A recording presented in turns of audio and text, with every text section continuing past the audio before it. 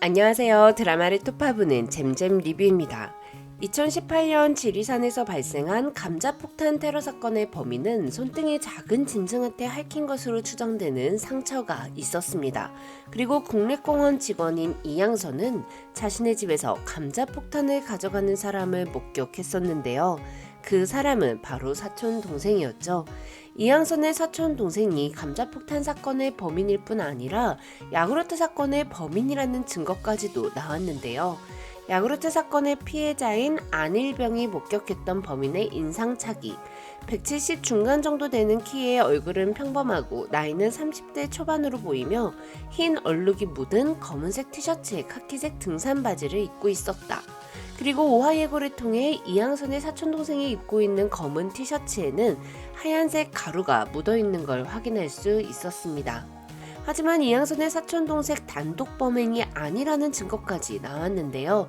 누군가 우리 일을 눈치챘다며 문자를 보내는 범인, 그리고 이 지리산 살인사건을 벌이고 있는 범인들은 사촌동생을 의심하기 시작한 이양선을 새막골 구간에서 죽인 듯 보입니다.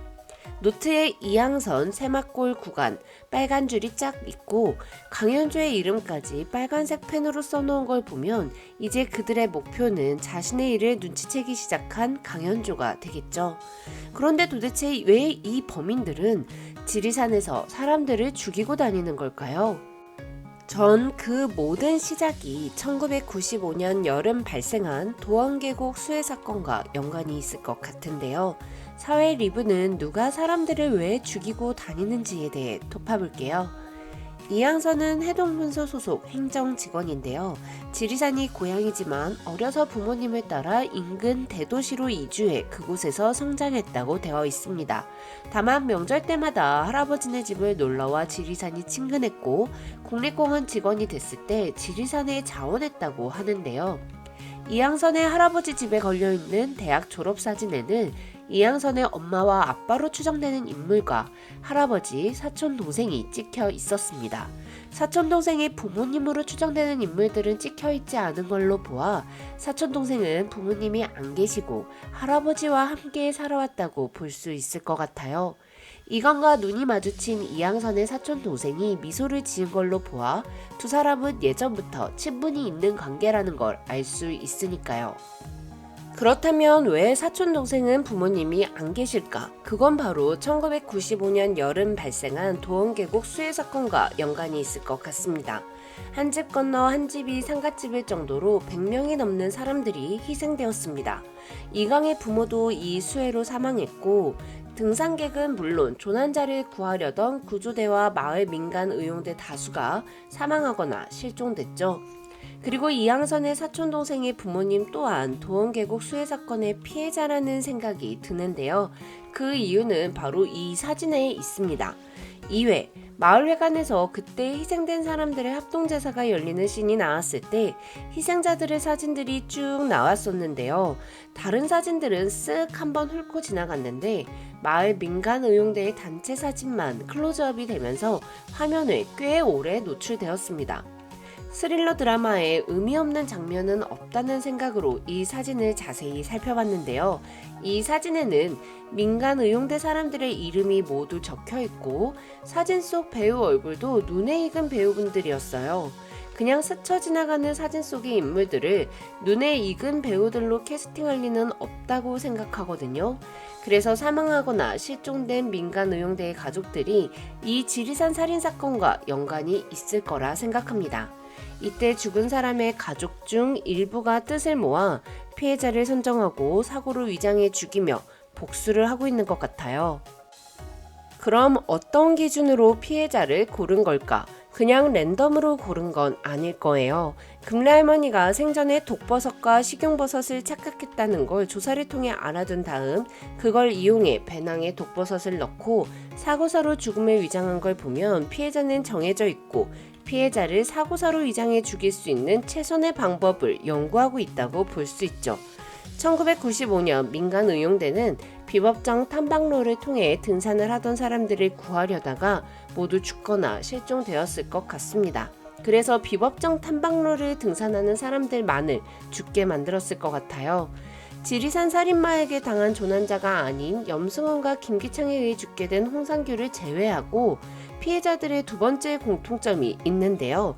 바로 지리산 근처에 거주하고 있는 주민들이라는 거예요. 금레할머니, 약초꾼 아저씨, 감자폭탄으로 죽은 남자 모두 마을 주민입니다. 희생자 중 지리산 인근에 거주하지 않는 사람은 2017년 죽은 현조의 군대 부하와 2018년 안일병 뿐인데요. 금라할머니 가방에 무언가를 넣는 걸 목격한 안일병을 죽이려고 야구르트를 줬던 것처럼 현조의 군대 부하도 범인에 대한 것을 목격했기 때문에 야구르트를 마시고 죽었다고 생각해 볼 수 있습니다. 피해자들이 지리산 근처에 거주하고 있는 주민들이라는 걸로 미루어 도원계곡 사건 때 이 피해자들이 민간 의용대의 목숨을 앗아가는 선택을 했고 그 복수를 하고 있다고 생각해 볼 수 있겠죠.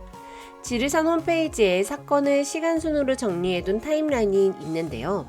제일 시작이 1995년 여름 도원계곡 수해더라고요. 단순히 수해로 부모님을 잃은 이강이 레인저가 될 수밖에 없었던 이유를 설명하기 위해 만들어진 에피소드였다면 타임라인에 있지 않을 거라 생각해요. 그냥 이강이 고구마 막걸리 먹이고 24살까지 들으면 알 수 있는 내용이잖아요. 김은희 작가는 떡밥을 철저하게 회수하는 스타일로 유명하기에 도원계곡 수해 사건이 이 모든 사건의 시작점일 거라는 의심이 더 강하게 드는 것 같습니다. 조난자들의 사망일자와 조대진의 비번일이 일치한다는 걸 발견한 이강희. 조대진의 책상 서랍에서 노란 리본이 나온 것까진 커버가 가능했다고요. 범인이 이렇게 초반에 나올 리가 없으니까 아닐 거라 생각했고요. 그런데 왜 2017년부터 2020년까지 지리산에서 사고로 죽은 사람들이 실종됐던 날 조대진이 비번인 거냐고요. 경우의 수는 두 가지입니다. 첫 번째는 조대진이 진짜 지리산 살인자 중 한 명이라는 건데요.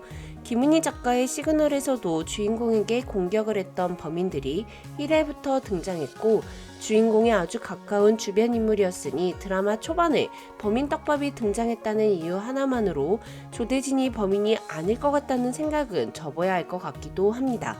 두 번째는 범인들이 모든 의심이 조대진을 향하도록 만들기 위해 일부러 조대진의 비번날 범행을 저지를 수도 있죠.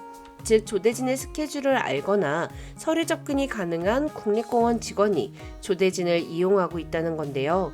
조대진의 인물 소개를 보면 도원계곡 수해 때 자신의 선택으로 숨진 이강희 부모에 대한 부채감이 있다고 되어 있습니다. 즉 지리산 살인마들은 조대진에게 수해 사건 때 자신의 부모들을 살리지 못한 책임을 물어 복수를 하기 위해 조대진을 범인으로 몰고 가고자 할 수도 있다는 거예요. 전 조대진은 범인이 아닐 것 같다는 의견이지만 드라마를 보다 보면 생각은 계속 바뀌겠죠. 지금까지 드라마를 토파보는 잼잼 리뷰였습니다. 감사합니다.